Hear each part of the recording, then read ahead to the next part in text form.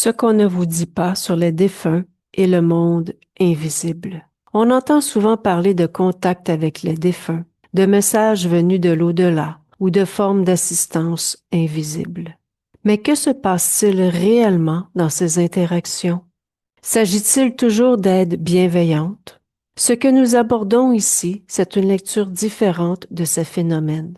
Une lecture qui repose sur l'observation des dynamiques subtiles et des mécanismes vibratoires à l'œuvre. L'objectif n'est pas de juger, mais d'éclairer certains fonctionnements souvent méconnus, afin d'inviter à une réflexion plus lucide et responsable. Lorsqu'on parle d'un défunt, on fait en réalité référence à une partie subliminale. On pourrait aussi l'appeler ancêtre ou un désincarné, un terme qui insiste sur l'absence de corps physique. Ces expressions désignent en quelque sorte la même chose, mais vue sous des angles différents. Mais quelle que soit l'appellation, cette partie subliminale n'est pas nécessairement souveraine. Tout dépend, entre autres, de son état au moment du départ, croyances, émotions, programmes, qu'ils proviennent de la réalité physique ou d'influences interférentes. Il faut comprendre qu'au moment de quitter la réalité physique, une partie subliminale vibre généralement à une fréquence émotionnelle précise. Si le départ s'est fait dans la peur, la douleur ou la maladie, cette fréquence persiste. Ces parties subliminales ou défunts qui décident de rester auprès du monde physique ne sont pas conscients de leur état, figés et enfermés dans cette expérience. Imaginons qu'un défunt ou un ancêtre choisisse de rester auprès d'un proche. En restant près ou en communication avec cette personne vivante, il entre alors en résonance avec elle et influence son champ vibratoire avec sa fréquence. Celle-ci peut avoir des conséquences désastreuses sur cette personne incarnée. Cela influence son équilibre, affaiblit progressivement le corps physique ou favorise l'apparition de troubles. C'est pourquoi chercher volontairement à entrer en contact avec un défunt n'est jamais anodin. Une telle démarche peut entraîner des conséquences réelles sur le plan physique ou énergétique. Par ailleurs, les défunts représentent souvent des points d'accès directs pour l'interférence. Pourquoi? Parce qu'autour de ces parties subliminales restées présentes sans pleinement comprendre leur situation, il existe de nombreuses failles et distorsions.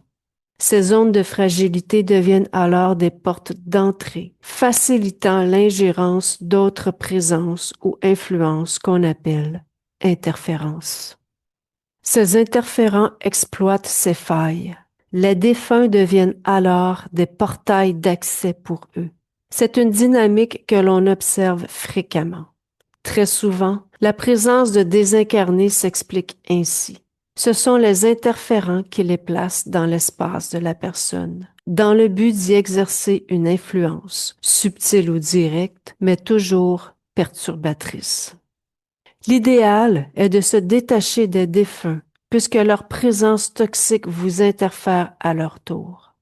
Elles vous perturbent, alourdissent et peuvent même favoriser l'apparition de troubles ou de maladies graves. Cherchez à s'en rapprocher en tentant par exemple d'entrer en contact avec elles va à l'encontre de la nature des parties subliminales et du principe de souveraineté. Expérimenter est l'essence d'une partie subliminale. Et lorsqu'elle choisit de rester pour aider les autres, c'est souvent le signe qu'elle a oublié qui elle est. En perdant cette conscience d'elle-même, elle ne reconnaît plus que les autres sont, eux aussi, pleinement autonomes, porteurs d'un potentiel illimité et qu'ils sont une source à part entière, parfaitement capables par eux-mêmes. Cet état d'oubli l'amène alors à interagir avec d'autres, pensant sincèrement leur venir en aide, sans réaliser que l'autre est déjà dans sa pleine capacité. C'est un principe fondamental. Une partie subliminale, réellement libre, ne cherche pas à interférer sous prétexte d'aider. Une partie subliminale qui n'est pas interférée ne demeure pas attachée à l'expérience. Elle s'en détache naturellement et poursuit son chemin. Une fois libérée du corps physique, elle retrouve l'espace du non-temps, un plan où elle crée ce qu'elle souhaite expérimenter. Elle laisse derrière elle les rôles joués, les scénarios traversés et tout ce que cela implique. Cela ne veut pas dire qu'aucune mémoire n'est conservée, mais elle se libère de l'attachement à cette expérience pour en créer d'autres. C'est pour cette raison que l'on dit que les défunts, les ancêtres, les esprits animaux ou toute autre présence provenant des plans subtils en demeurant proches du monde physique pour aider, sont en réalité souvent eux-mêmes bloqués dans leur propre espace de création. Une partie subliminale véritablement libre n'agit pas de cette manière. Elle ne reste pas. Elle n'interfère pas. Lorsqu'une présence persiste, c'est qu'elle est encore enfermée, souvent inconsciemment, dans une création qu'elle continue de nourrir. Elle peut y être tenue par une faille émotionnelle, une croyance, un programme, une interférence. En ce sens, cette présence n'est pas souveraine. Si elle reste, c'est qu'un mécanisme d'interférence est toujours actif. En ce qui concerne maintenant la notion de channeling, qui consiste à se laisser volontairement traverser par une présence dans un état de conscience modifié, souvent appelé transe, il faut savoir que cette méthode implique que la personne dirige elle-même la session. Par conséquent, elle opère depuis un état dans lequel elle lit les fréquences à travers les filtres de la matière, inscrites dans un temps linéaire. Autrement dit, dans un programme.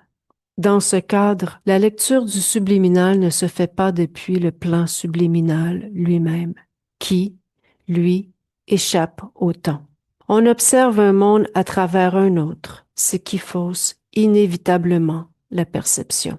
Dans ce contexte, la personne qui sert de canal n'a pas une lecture adéquate de la fréquence avec laquelle elle entre en interaction, ni la nature réelle des présences qu'elle capte. Il y a de fortes chances que ce soit des interférents qui se présentent sous l'apparence de défunts. Ce manque de clarté est souvent lié à une méconnaissance du monde de l'interférence et plus largement à une compréhension limitée des dynamiques ésotériques en jeu. C'est à ce moment-là que l'interférent entre subtilement en scène et que la confusion s'installe. Aussi, lorsque le canal communique des informations justes, on entend souvent « Wow, ce canal a des dons, il savait tout ». C'est possible d'avoir de l'information juste provenant d'entités malveillantes, car ces présences ont accès à nos données internes. Elles nous lisent comme un livre ouvert, sélectionnant ce qu'elles veulent montrer ou utiliser. Ce qu'elles perçoivent d'une personne est vaste, précis, mais cela ne garantit en rien la bienveillance de l'intention. Ce manque de connaissances en ésotérisme entraîne une confusion sur cette réalité subtile, ouvrant ainsi la porte à de nombreuses manipulations. Il faut savoir aussi que la plupart du temps, lorsqu'un défunt reste ici, il n'est même plus sur la même ligne temporelle que nous.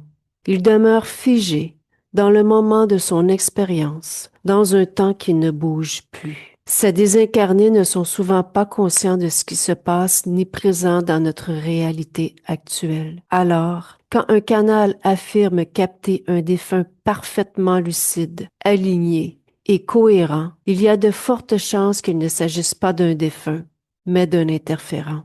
Et c'est ainsi que plusieurs se font piéger sans le savoir. Comprendre les dynamiques subtiles qui entourent les défunts, désincarnés ou ancêtres, ainsi que les mécanismes de l'interférence, permet de prendre du recul sur certaines pratiques qui peuvent sembler inoffensives en apparence. Derrière l'émotion, le besoin de contact ou de réconfort, se cachent parfois des mécanismes plus complexes qui méritent d'être observés avec lucidité. Dans cette perspective, un point d'observation complémentaire peut aussi être envisagé. libre à chacun de cultiver une présence bienveillante ou non. Et ce n'est pas la peur qui doit guider notre discernement, mais un regard conscient, la connaissance et l'intuition. Il ne s'agit pas ici d'imposer une vision, ni de juger les choix des autres, mais d'ouvrir un espace de réflexion, une invitation à observer en soi ce qui résonne ou non.